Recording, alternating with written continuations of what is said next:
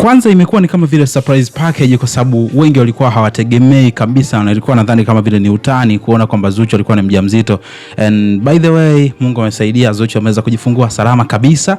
So kuna moja ya kitu ambacho kimewaacha watu wengi sana na mshangao kutoka kwa Diamond Platnumz baada ya kuweza kupokea taarifa za kwamba Zuchu ameweza kujifungua mtoto. Niko hapa kwa ajili ya kukupa updates zote, lakini pia nitakuwa nakupa update juu kile ambacho kitakuwa kinaendelea kwa upande wa Zuchu. Kwa hiyo ili usiweze kukosa video yote ile pale, naomba nikukumbushe, tazama chini ya hii video hapo kuna neno limeandikwa subscribe, ufanye kulibonyeza mara moja tu. Baada ya hapo like video, kisha kwenye sehemu ya comment utakuja kuniachia maoni yako. Kumbuka ukisubscribe utakuwa umejiweka katika nafasi nzuri sana ya kwamba kila video ambayo mimi nitakuwa naachia hapa utakuwa kwanza kabisa kuipata na utakuwa unafahamu kila kitu ambacho kinaendelea kwa upande wa Zuchu. Naitwa Gabby Official na hii ni Bongo Vibe. So kama ambavyo tunafahamu, tunajua vizuri kabisa kwamba hatimaye Zuchu ameweza kujifungua mtoto. And guess what? Mtoto wa Zuchu jinsia yake ni mtoto wa kike. Na kama hujui ni kwamba hili lilikuwa ni moja ya tamanio kubwa sana kwa upande wa Diamond Platnumz, kwa sababu so far Diamond alikuwa na watoto watatu ambao wawili ni watoto wa kiume alafu mmoja alikuwa wa kike, Tifa peke yake. So kwa hiki ambacho Zuchu ameweza kukifanya ni zaidi ya kumheshimisha Diamond Platnumz, kwa sababu amemleta mshikaji wake na Tifa, ama